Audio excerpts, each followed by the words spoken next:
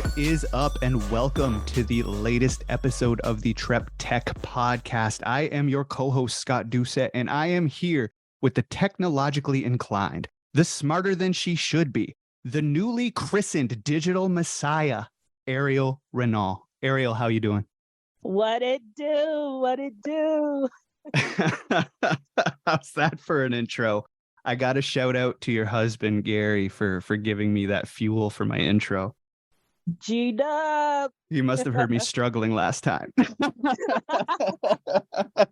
He laughs. He gets a good laugh out of me, and there's never a dull day. He's probably just relieved he doesn't have to cook you breakfast because you're stuck on the mics with me. You know, right? I'm looking at him out of the corner of my eye right now. Just batting her eyelashes like, I would like some eggs. Right? He's looking away. So how you doing this week, Airial? I'm great. What's been going on with you? I mean, all the weeks basically bleed together at this point. Business is done. Family is being raised. You know, deals are getting signed. Jobs are getting offered and declined. And it's, it's been a lot of just trying to, I had 2 goals at the beginning of the year that I reached already. Oh. One was to floor a really high interest debt. Made a bad decision last year, had to take out a loan that was just way too high interest for me to be comfortable. And I had a term to repay it before any interest would be charged. And I paid it before the term. So I didn't pay any interest on the damn thing. Congratulations. So there's step one, smart financial decision made. And then I had a goal to raise my active and passive incomes both by 50% this year. If I do nothing, and it keep in mind, we're recording this, it's very early in the year. If I do nothing from this point on, my passive has increased 50% by the end of the year, just on compounding alone, which is lovely. But that means I could probably set a bigger goal there. And then in 24 hours, my active income increased exponentially for 2 reasons. One, I was offered a part-time job at a place that I loved to work. And as much as I love running my own business, I think I might take it because I do love being around other people. Running a home-based business can get pretty lonely and boring sometimes. And it's sales. It's a commission sales job, and I love sales. So it could be a chance to sharpen the irons a little bit. And then I also, a contract or a proposal that I put out in November, I, politely followed up in December, politely followed up again at the beginning of January, and politely followed up again last week with my last follow-up, because I always follow up 3 times and then let them go. I got my reply back saying I'll be ready for, next month. And so with just that 24-hour span, I got 74% of my projected goal of raising my active income by 50%. So I'm on the financial side of things, I'm knocking my goals out of the park already this year, and it's very early, and that for me is great. Feels nice. Let me hold $20. Can you, or like the old days, can you cash at me a pizza? Right? How did I know you were going to mention that? It's one of my favorite things you've ever asked me. To this day, no one on earth has ever asked me again to cash app them a pizza. And I was like, fuck yeah.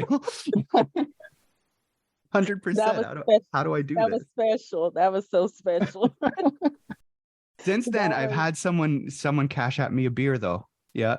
I gave them a free consult, and they cash apped me a beer. And I was like, that is so awesome. Thank you. I don't drink, but that's going to go straight into a piggy bank for my kids. I was going through such a hard time then. And I do not like asking for help, especially like that, because I feel like I'm burdening someone else. But that day, I was just like, I need food. And you were like, okay.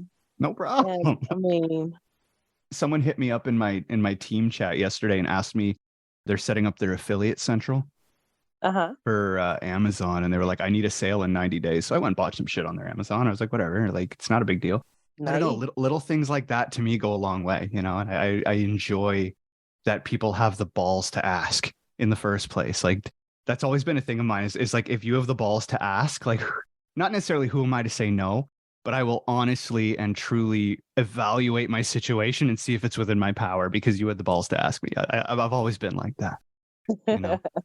So yeah, what's new with you this week? What are you offering this week? What do our people get to look forward to receiving from the late, the great, the wonderful Airial Renault? The wake up late, always great. I Ariel was like, Renault. the late sounds like I'm dead. I mean, trying to get in touch with you before 10, you might as well be. True, true story, true story. Well, with me, Tech Concierge is always open. I'm What do I working. get? What do I get?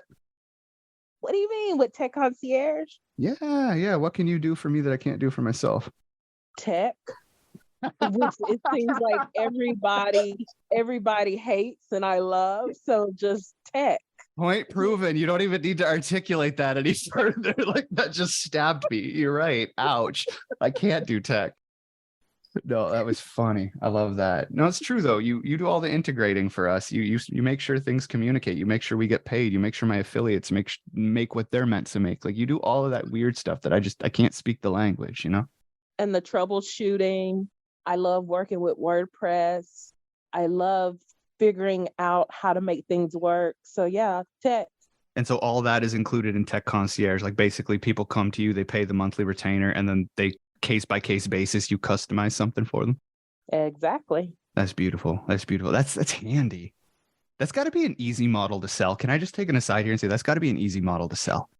It is. Like pay me X and we'll meet and we'll discern what X is valued at and we'll go do that. It really, really is.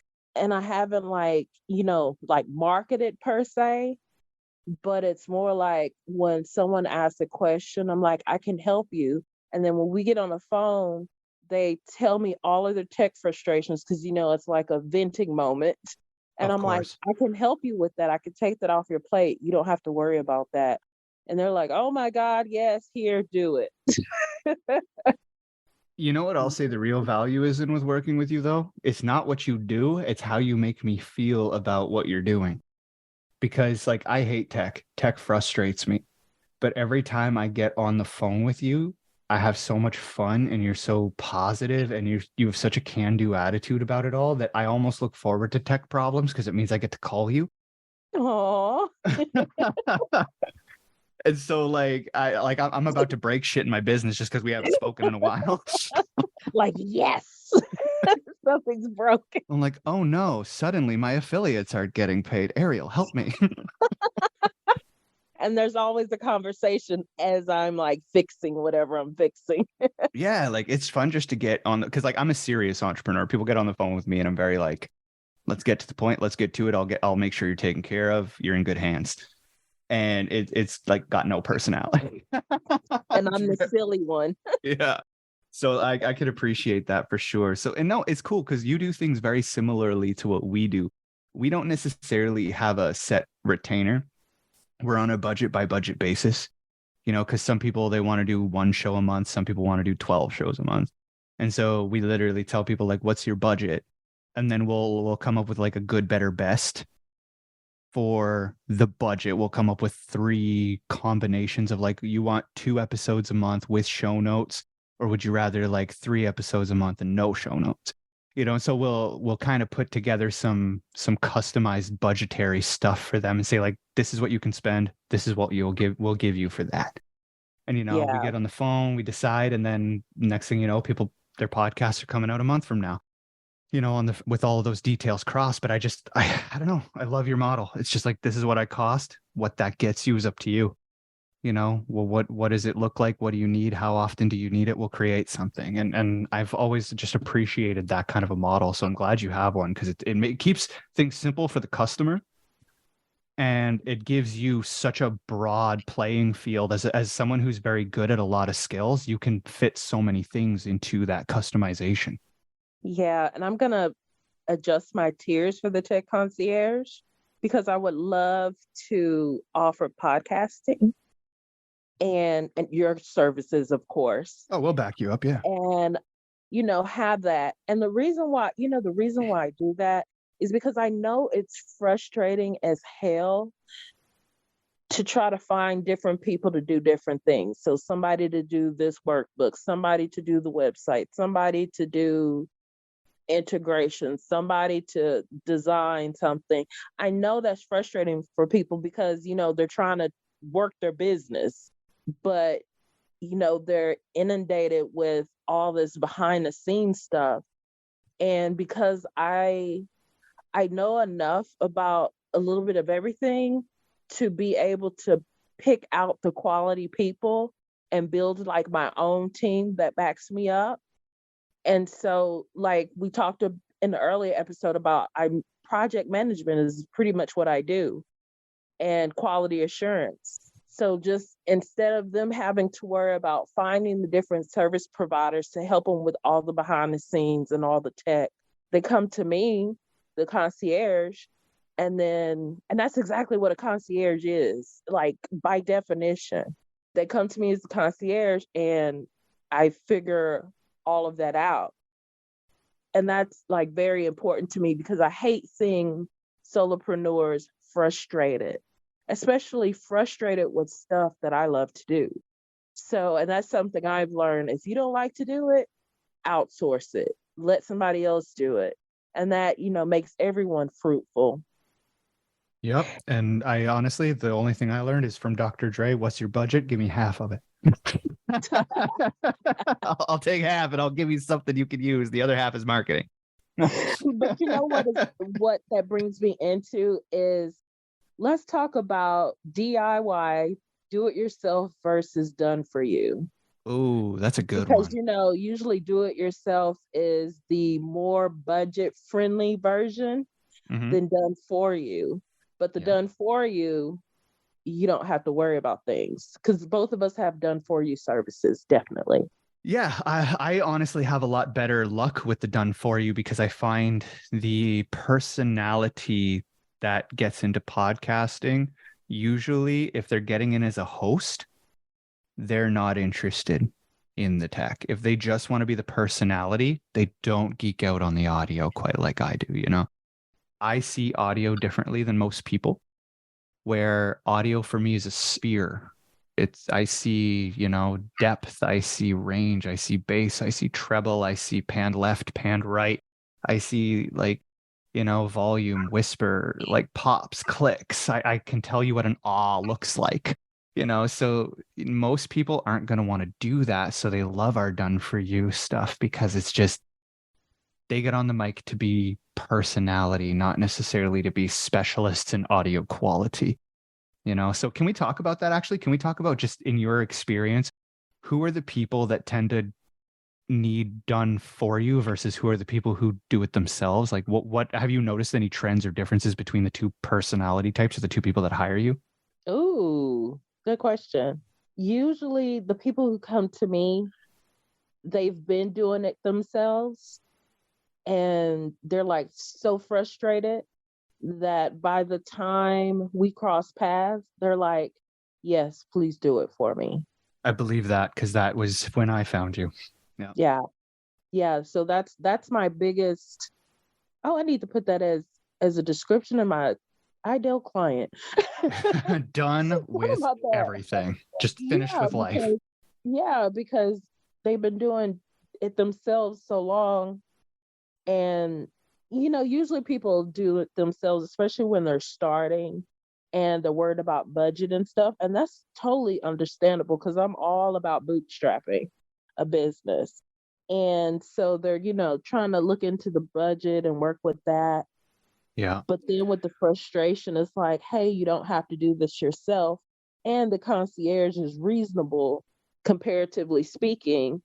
And I handle all the team management, project management, and quality assurance. So, hey, concierge.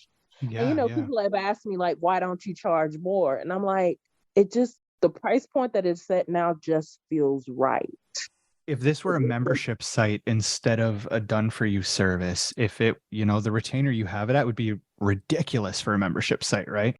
And like I'm Yeah. finding it kind of has that benefit where you can take on a great deal of people, so you wouldn't necessarily need to raise the price. You can keep it relatively accessible.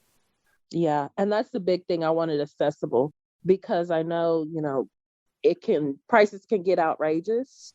Very And I quickly. know that some solopreneurs are worried about the budget or they want to keep the budget tight. So, and it's just something I love because it was something I would do for free for like nothing. And Yeah. now it's a good price that I'm confident in quoting. It feels right, authentic, and everything. And yeah, it works. It really works. And I love it. I love it, love it, love it. That is one of my favorite offers. I'm glad you have it too, because again, I fit that exact description where one thing I've noticed is like, if let's say you're a podcaster, you launch your podcast, the first time you edit it, if you've never had any experience, it'll take you like Oh my God. it'll take you like 8 hours to edit an hour long show, you know? And then the next time Mm, you do it, it's only going to take you 4. The next time you do it, it'll take you 2. The next time you do it, you'll do it in an hour. And then for the rest of your career, it'll probably take you an hour to edit a half an hour show, unless you're Jesse, which is one of my guys, in which case you could do a 20-minute show in 27 minutes. wow. This is why we do what we do, And because that is why because he you could are my take 7. dedicated, you are Yeah, my dedicated podcast producer, because I'm like, I don't have time. he can No. take 7 extra minutes and save you like 3 hours, 4 hours of back end work, right? Which to me is incredible that he can get a 20-minute show done in 27 minutes. I've never seen, I've been in this game a long time and I've never seen an editor more effective in my life. So kudos to him. He's incredible at what he does. And and we have the data to back it up too. He's beating my ass. He's beating my ass in the time it takes him to do shit. And the quality he's doing is like the clients don't notice the difference between me or him. So like it took us a long time to get here, but he's a god as far as editing podcast goes. Like I've never seen anyone better, which is weird because when I hired this kid, he'd never done it before in his life. Really? Yeah, I trained him up. Oh, And so like wow. that's a big brag to me, is like I trained him up and he is better at this than I could ever be at this point, I feel. Mind you, I'm distracted. I'm in sales, I'm in marketing, I'm doing other things. I don't get to sit down and do this every day. But the fact that he kicks my ass consistently is it's a very proud moment for me, And that's the importance of knowing your strengths and weaknesses and building a team. yeah, and that's the thing But is, building a again, team can also be scary. it is, but it's no different than I could do it myself or I could hire, right? And I Yeah. hired. So in this case, like when I'm sitting down to a program, let's say I'm sitting down with tech, and this is my point. With editing, I know that if I keep at it long enough, I'll get better. I'll shorten the window. I'll learn new things, and the next time I do it, I'll be better. With tech, it's not like that. Okay. I sit down to my first tech problem, it'll take me 3 days. And then when the next thing breaks, it's going to take me 2 weeks. And then when the next thing breaks, I'll do it in 16 hours. And then the next thing breaks and it's simple. I'll get it done in 3. But then the next thing breaks and I'm in 2 weeks again without a set, right? Like When you tech could it. have just when you could have just reached out to me Right. and I would have gotten it done in like 10 seconds. But I am I'm learning now that I'm not necessarily a troubleshooter. I'm a problem solver, yes, but I'm not a troubleshooter at all. So if the problem is obvious and I can follow a step-by-step guide, like first, here's your breadcrumb. Next, here's your next breadcrumb. Next, here's your next breadcrumb. My bird ass will pick at every breadcrumb until I get to the solution. I'll peck the ground every step of the way and I will get there and I will fix my problem. And I'll be super proud of myself and thank the Lord someone was kind enough to put an SOP on the internet. Right. Unless something goes wrong, then that's when I come in. Well, but the thing is, I've noticed that like as soon as something goes wrong, as soon as there's trouble, I'll freeze up, I'll paralyze, I'll go into analysis paralysis. I'll sit there, I'll spend like 45 minutes bashing myself for not knowing it, and then 5 minutes trying to look at the problem, and then another 45 minutes being self-deprecating, and then another 10 minutes on the problem. Whereas if I call you, I can then go, Ariel, I cannot figure this out for the life of me. You go, good, I love a challenge. Dive in. Yep. And then I get to forget about it until you come back to me and go, it's fixed. That's when I hire someone, is when the step-by-step guide no longer works. So I find for me as a personality type, if I can follow a guide and get the result, I will do it yourself. Jess Lorimer has some amazing programs. Again, my sales coach, bless her. I love her so much. She has her podcast, her very first podcast, Smart Leaders Sell. And then she closed that down. It's no longer a thing. 300 episodes. May she rest in peace. That was an incredible show. Shout out was probably that was my biggest flagship show, biggest client I've ever had. Like we've never done 300 solid, consistent episodes for anybody else. Not yet anyway. We're getting there. But the next show she launched, Selling to Corporate, again, if you follow every episode, if you start at episode 1 and just follow it episode by episode by episode by episode, you can do the thing. She teaches you how to sell to corporates every 2 weeks on that episode, on those episodes. And if you follow her steps and you actually do the work, you'll get there. But there are people who will not do the work. Yep. Without her looking at their proposals and going, this looks great, send it along, or tweak this line, send it along. And I find if you're the person who doesn't troubleshoot, or if you're the person who requires permission, and now there's nothing wrong with either of those things, no negative connotation. But if you are someone who needs the go ahead, you need that vote of confidence before you move forward, you're not a do-it-yourselfer. You're a done for you or a done with you kind of person. You need that handhold. You need that person double checking you, giving you the vote of confidence and going, give her. And that encouragement will push you over the line. So I don't say that to be contrary. I say that to say that there is something to be said for having that encouragement and that cheerleader behind you. And some people really need that, you know? Absolutely. And so with you, I know that when I call you, I'm not looking for you to go, Scott, here's what you do, and I'm behind you 100% of the way. And if you run into trouble, I'll cheer you on. No, I need you to literally go, you know what? You look tired. I'm going to make sure you never look at this again. And don't feel bad about it. Don't beat yourself up. This is just my zone of genius. You have your zone of genius. I got this. We got this. We could do this. That's usually how I am. So I'm the cheerleader too. Yeah, 100%. I feel like half the time you're cheering yourself on. You're like, we got this. And in the middle of it, you're like, I got this. Is what I really mean. Don't worry. I got this. You make me sound conceited. Oh, you're good at what you do. And that's the thing. It's like, it's not conceit. It's like you really have confidence in your ability to solve problems. Yeah. I have never hit you with a problem you did not say right off the cuff you couldn't solve. Because you've said we're going to figure this out. Yep. We're going to figure this out is always it. Like, I don't know how to do it now, but I will. Yep. And then once I do, it's a service I can offer. Yeah. You know, so that's the thing is like, I find that if you're someone who needs encouragement, you shouldn't be doing the done for you. But if you're someone who can pat yourself on the back and follow the steps, go ahead, do it yourself all the way, you know? So there's definitely a thing like, if you are self-motivated, if you are self-driven, if you are self-assured, and you know that like following the SOP or following the checklist or following the guidelines, you will actually get to the end, go that route. That sounds so boring. I love it, man. Like, so I bought into something called the C-Suite. And admittedly, at the time, it was above my price range. I invested heavy. I overinvested. I set myself short, right? There is an active component, like a live component, and a self-study. I have spent hours in the self-study. I have attended 2 of the live calls in a year. But you know what? I bet somewhere in the back of your mind, you like knowing that it's there, that's available. I don't care. I have lifetime access to the self-study. That's what I wanted. Because I am a do-it-yourselfer where there's no problem to be had. But I know that, and again, like I know what my proposals are. I know how to map that stuff out. I know how to explain the scope of work. I know like where I would need it done for you is like to put the contract in place. I would need someone way smarter than me to do that. I'm not going to rip a template off and do that myself. Are you kidding? And to automate the signing of the contract and automate the proposal and getting all of the information that you need.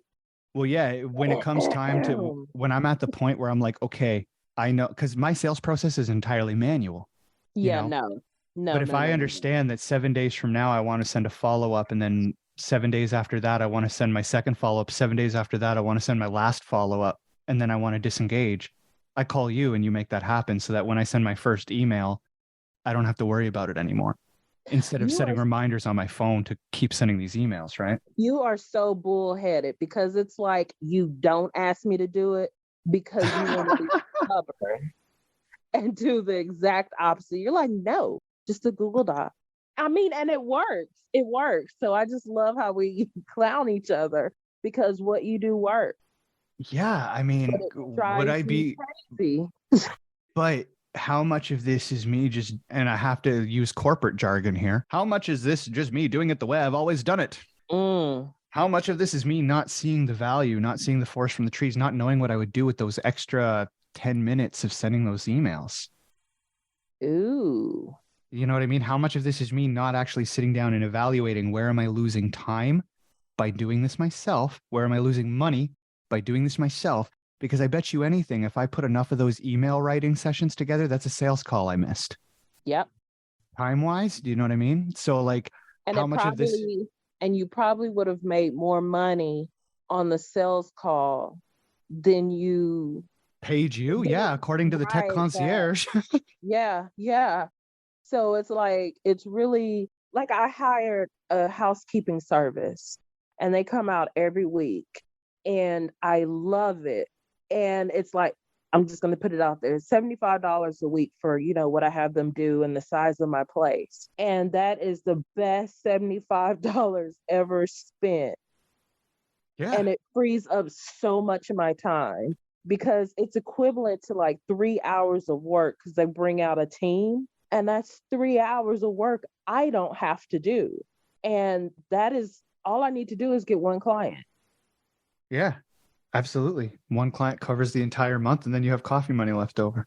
Exactly. So, I mean, that is something very important to look into when it comes to hiring out versus doing it yourself because And your time is important. that's a 12-hour workday every month. Yeah. That's big money. You know Yeah. how many sales calls I can get done in 12 hours? Enough to cover $75, that's for sure. Exactly. Or whatever it would be at that point, like $300. Yeah, I could definitely do that. Yeah. But I do understand all of it has its place. DIY, done with you, done for you. It all has its place. And it depends on the person's personality, how they think, how disciplined they are.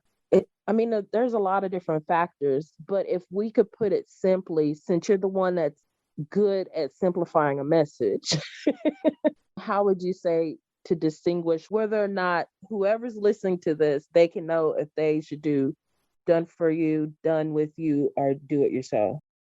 I think someone should sit with self for a while and evaluate strengths and weaknesses and personality. Like you said, I'm bullheaded, right? So Mm-hmm. sometimes I'll stubborn myself out of a solution, or I'll stubborn myself into a problem because I think I'm better than I am or have a handle on things I don't have a handle on. So I would say that, simply put, if you are not going to reach the finish line without help, hire someone. If you can get there on your own and you know you can without any shadow of a doubt, you've got all the skills, all the knowledge, all the confidence, your troubleshooting mind, you thrive off of being alone in the muck, but you're still going to hit the finish line. You're just not going to stay in the muck. If you can hit the finish line without help, and I'm going to put a caveat here and say there are very few people like that. Only 2% of the population are actually that adequately self-serving. That's a stat that I got from a sales journal. Is that only 2% of people will actually do done for you or do it yourself and get to the end, which is why done Wow. for you is such an effective upsell, right? Right, Because right. everyone is egotistical enough to think they could do it themselves. So they jump into the do it themselves. And then they quickly realize their hubris a bit, where like they're like, Mm-hmm. wow, I either oversimplified what was required or I overestimated my skills and training. Ooh, that's a big one. That's a big Because one. there's a saying and it's floating around in the man space: you don't climb to the level of your expectations, you fall to the level of your training. Wow. And so that's what happens in business is we get in here with all these wild dreams thinking we're so friggin' great, and then we fall to the level of our training and we don't know how to train ourselves up to the appropriate level. And so if you're that person who is floundering and struggling and you really realize that like you're not going to learn how to build the funnel yourself, or you're not going to make everything link together yourself, or you're not going to build the site yourself, or you're not going to do a good job on the artwork, or you're not going to hire for that component. I And don't that's hire okay. I don't hire anyone to be all encompassing in my business. I hire people who do very specific things I can't, and they're all different people. I have 7 different people in my employ or my freelance, like I pay 7 different people to do a multitude of different jobs I can't. There's no Yeah. ego there. There's no ego there at all. I'm like, I cannot do these things. Please help. But You that know? took time for you to realize Yeah, it that. took running into problems over and over and over again because I am silly when it comes to that kind of thing. Like I don't often admit that I need help right away, like you said, right? But I've come to Mhm. the point where I understand done for you exists for people who just will not do that part themselves. I'll never have a website if it's left up to me, ever. So that's where done for you would come in handy for me. And that, that drives me crazy. It just, yeah. But there's times I've thought, hey, I'm gonna just get rid of my website. And then I'm like, you know what? That's stupid, Ariel, because that's not gonna work for you. But hey, to each his own. But there's absolutely, I think we really need to stress on the point that however you are, it's okay. We're not clowning you if you need help, or we're not clowning you if you're the do it yourself. We're not clowning you if you've tried do it yourself and you haven't finished. It's just the nature of the beast. And everybody has their place, because for everything, you have someone that can provide that to you. They can provide that do it yourself information. They can provide that done with you support. They can provide that done for you service. So, I mean, there's a place for everyone Well, yeah, on and both sides. we're definitely not clowning, but the reason I sound so serious about this is I would love, again, because you mentioned bootstrapping and budgets, I'd love to save you some money because we'll sell you the templates. We'll sell you the checklists. We don't mind. Like if you don't self-identify as someone who needs support, we'll sell you the done for you stuff and have no idea who you are. And then Ooh. you will have spent that money and then realize and get honest with yourself and realize, ah, shit, I should have called and hired them instead. So I'm trying to save you money off the get-go and say, be honest. If you're not going to do it yourself, just call us. If you are going to do it yourself, well, then the checklists are absolutely the way to go because they are all encompassing. Like I did a sales call with Airial where I provided a checklist, a getting started guide, a Google Drive filled with all kinds of the appropriate folders and places. And like the whole thing is like literally you open the box and your podcast is in front of you. You just have to fill in the blanks, right? Airial is going to put that into a do-it-yourself product. I am all for that. Hell's yeah, sell it. I'll take a cut. you know, um, Exactly. yeah, absolutely, and do that. But if you're someone who's going to open that box, get to a point where you're stalled and go, oh man, I can't proceed. Absolutely, we'll set up a call. But if you know you're that person before you even get started, call us first. That's the only thing I'm saying is like save yourself the hassle of buying something twice, you know? I mean, I don't know what else to say, because you said it perfectly, as usual. I'm articulate. Yay. Yes. Uh, so I guess the biggest thing for me is like, Airial, what would you say is the biggest product or piece or component that people come to you saying, I can't do this myself? What is it? What's the piece that you end up doing for people the most? Tech. Didn't we discuss this already? We did. But like if we could like, kind of like self-identify and like if someone is struggling with their WordPress or if Tech. someone is struggling just in general, anything tech related. Yes. Okay. Well, if you are struggling with anything you define as tech, get in touch with Airial. And if you are sick and tired of writing your own show notes, producing your own audio, and taking longer than 27 minutes to get through your episode, call us because we But will send us an email because we don't have a website. Go to our and you link. see how different that is? That's one time that I'm like, I have a simplified answer and you have like a long answer. Mine is tech.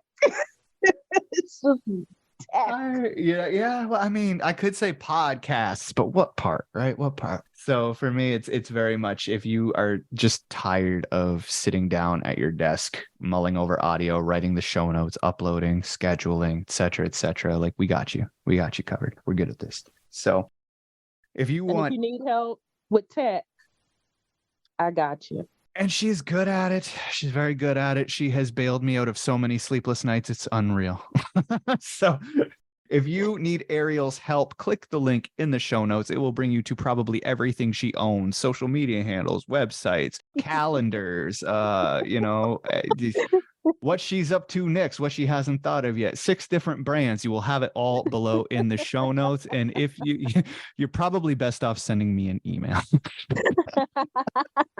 If you need anything podcasting or Check. any business solutions, hit up Scott or hit up me and I'll hit up Scott. Yeah, I was going to say, Scott Doucette Business Solutions is just a fancy word for I'm going to call Airial for help anyway. So you might as well go to her. So with that, if you have any other questions or want to contact us further, definitely check out the show notes, the link trees, the websites, and all of the good stuff. And we will catch you back here in 2 weeks' time for another episode of the TrepTECH podcast. Airial, thank you so much for your time today. Thank you. And thanks to all of our listeners. Deuces.